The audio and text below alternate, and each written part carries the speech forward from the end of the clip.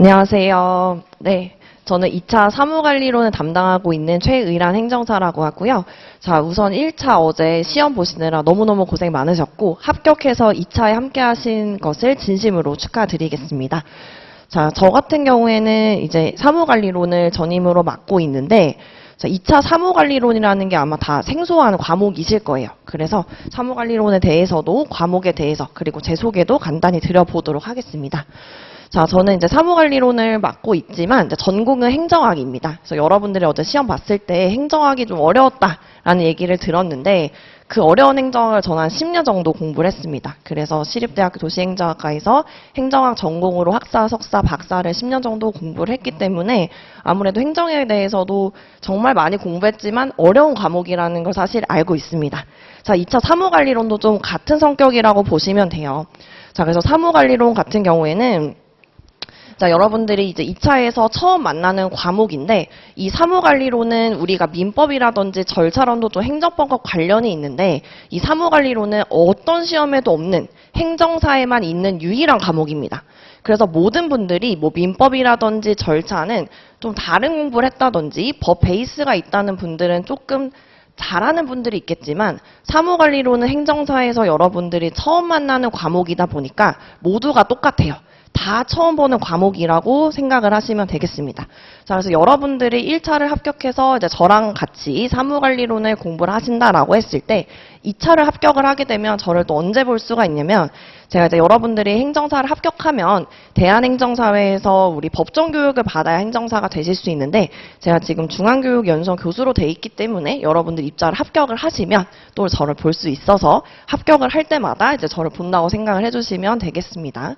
자, 그래서 우리가 행정사에만 있는 이 사무관리론에 대해서 정말 간단히만 말씀을 드리면 자, 앞에서 민법, 절차 보셨을 때 문제 길이가 굉장히 길죠. 사례가 있죠. 그래서 되게 어렵게 느끼실 수 있어요. 근데 사무관리론은 굉장히 심플합니다. 약수령으로만 출제가 됩니다. 사례가 없어요. 하나도 없습니다. 그래서 약수령 100%로 출제되고 있기 때문에 문제의 길이가 두 줄이 넘지 않습니다. 자, 문제가 예를 들어서 작년만 해도 법정민원, 고충민원 개념에 대해서 설명하세요. 이런 식으로 구체적으로 논점을 알려줘요. 사례가 아닙니다. 자, 그러면 약수령 100%에 대해서 총 5문항이 출제가 되는데요. 자, 그럼 우리 5문항에 대해서 논점을 외워서 작성을 하면 돼요. 사례가 아니기 때문에 내가 알면 쓰는 거고 모르면 못 쓰는 거예요. 근데 장렬 꽈락률 1위가 사무관리론이었어요. 자, 그 말은 막상 뒤로 가면 갈수록 사례 문제에 집중을 해서 정말 약수령으로 기본적으로 외워야 되는 사무관리론을 조금씩 소홀하게 되어 있어요. 그래서 이 약수령 100%인 말은 우리가 정말 정직한 과목이라는 거예요. 여러분들이 손을 조금만 놓으면 휘발성이 강해서 까먹게 되고 뒤로 갈수록 우리가 더 잡아야 되는 과목이다라고 생각을 해주시면 돼요. 자, 그럼 공부 방법은 제가 요약서가 있는데 굉장히 얇습니다. 시중에 나와 있는 교재 중에 가장 얇은데 그 약수령에 토픽이 약 70여 개 정도 있어요. 약 70개의 논점을 제가 답안지 분량으로 다 정리를 해놨기 때문에 그 약 70개 정도의 논점을 우리가 외우면 그대로 시험장에 가서 현출을 하시면 되겠습니다. 그래서 굉장히 간단하죠. 그렇지만 강의를 듣지 않는다라고 했을 때는 제가 강의 시간에 어떤 게 키워드고 이게 들어가야지 배점이 나온다라고 형광펜으로 다 밑줄을 그어드리기 때문에 여러분들이 동차라서 시간이 없다라고 하면은 우리가 기본 강의와 심화 강의가 있는데 하나만 선택해야 된다. 그러면 심화 강의를 들으시면 되고 내가 전업이기 때문에 난 좀 보수적으로 다 듣고 싶다 하시는 분들은 이제 2개를 들으셔도 됩니다. 그렇지만 이제 심화 강의를 선택을 하신다 그러면 제가 요약서 기준으로 형광펜을 가지고 이 단어 키워드는 꼭 들어가야 됩니다라고 밑줄을 다 그어드릴 거예요. 그러니까 답안지를 우리가 70개를 외우되 제가 밑줄 그어드린 그 형광펜 있는 그 중요 키워드가 들어가게끔 문장을 서술해 주셔야 되는 거겠죠. 자, 이렇게 하면 되고 70개 중에 논점에서는 사무관리론은 관련법이 딱 2개밖에 없어요. 절차 같은 경우에 8개가 있고 굉장히 많은 범위가 있지만 사무관리론은 딱 2가지입니다. 민원 처리에 관한 법이 있고요. 2번째는 행정 업무의 운영 및 혁신에 관한 규정이라고 해서 우리가 줄여서 자, 민원 파트, 행정 파트 이렇게 나눠서 볼게요. 딱 관련법 두 개가 있고 출제 비중은 40%, 60%입니다. 자, 그런데 사무관리론이 어려운 이유는 뭐냐면 우리가 민법, 행정절차법, 행정사 실무법이 아니라 사무관리론 과목명이 뭐예요? 사무관리론이죠. 법이 아니에요. 행정학 개론 같은 거예요. 법을 바탕으로 이론이 출제가 될 수도 있어요. 자, 그럼 그 법을 바탕으로 이론이 출제됐을 때 우리는 그것까지 예측을 하긴 사실상 어렵습니다. 그래서 그걸 우리가 좀 불이타 문제라고 표현을 하는데 마치 우리 행정학 개론과 비슷한 성격이라고 생각을 하시면 돼요. 그러면 우리는 그 보수적으로 법에 근거한 이 민원 파트와 행정 파트에 대해서, 행정 파트에 대해서 관련 논점을 굉장히 정확하게 알아서 기본 점수, 즉 꽈락만 넘으시면은 우리가 무난하게 2차 합격을 할 수 있는 과목이에요. 그래서 공부 방법이 굉장히 심플하죠. 제 요약서 하나, 약 70여 개의 논점에 제가 형광펜 그어드린 중요 키워드가 들어가게끔 암기를 해주셨을 때 우리가 이 민원 파트, 행정 파트에 있는 논점을 적어도 4개 이상 작성을 해서 합격을 하시면 되는 시험입니다. 자, 그런데 이 약수령이지만 우리가 사례가 아니라 모두 다 개별 논점으로 암기를 해야 되기 때문에 굉장한 단점이 뭐냐면 휘발성이 굉장히 강하다라는 거예요. 뒤돌아서면 까먹고 뒤돌아서면 까먹고 그렇습니다. 자, 휘발성이 굉장히 강하기 때문에 이 사무관리론 같은 경우에는 우리가 회독이 굉장히 중요해요. 휘발성이 굉장히 강하기 때문에 회독이 중요해서 어떤 느낌이냐고 하면 자, 진짜 우리가 2차 시험을 밑빠진 독에 물 붓기라는 표현을 많이 하는데 자, 여러분들의 독에 밑이 빠져 있는 거예요. 그럼 우리가 공부를 하겠죠. 공부를 하는데 뒤돌아서면 까먹기 시작하는 거. 오늘 공부했는데 내일 까먹고 분명히 내가 10시간 공부했는데 다음날 까먹고. 자, 그러면 이 독에 물을 채워야 돼요. 우리가 합격 점수에 물이 이 정도라 그러면 어떻게 하면 이 물을 채울 수 있을까? 답은 물을 붓는 속도를 엄청 빠르게 하면 돼요. 빠져나가는 속도보다 물을 붓는 거를 2배, 3배로 부어야 된다. 자, 이게 이제 회독수입니다. 자, 그래서 사무관리론 같은 경우에는 그 요약서를 내가 최소 8회독 이상 한다. 라는 목표를 가지고 회독을 해야지 외우고 까먹기 전에 한 번 더 외우고 이런 식으로 공부를 하셔야 돼요. 자, 여러분들이 동차라고 해도 충분히 합격할 수 있는 이유가 자, 우리 행정사 시험은 2차가 추석 기준으로 추석 전에 볼 때도 있고 추석 이후에 볼 때도 있어요. 자, 올해 같은 경우에는 추석 전에 9월 27일 토요일에 2차 시험을 보죠. 시간이 짧은 것 같지만 절대 짧지 않습니다. 최근에 몇 년 동안에는 추석 이후에 계속 시험을 봤었는데 추석 전에 제가 동차 합격을 했습니다. 여러분들과 똑같이. 그래서 여러분들이 이번에 추석 전에 이렇게 의지를 가지고 2차를 도전하시겠다라는 거는 분명히 1차를 합격하고 나서 아, 너무 기간이 짧은데 라고 해서 자동 포기하신 분들도 굉장히 많을 거예요. 그러니까 내가 완주하겠다라는 목표를 가지고 충분히 합격을 하실 수가 있고요. 실제로 행정사 시험 같은 경우에는 굉장히 2차 시험 보는 시간이 짧기 때문에 타 자격사에 비해서 동차와 유예생의 수준 차이가 크지 않습니다. 그래서 동차에게 굉장히 유리한 시험이에요. 만약에 우리가 과목별로 하루 한 교시씩 따로 빠져 있다 그러면 동차와 유예생의 깊이 차이가 드러날 수밖에 없어요.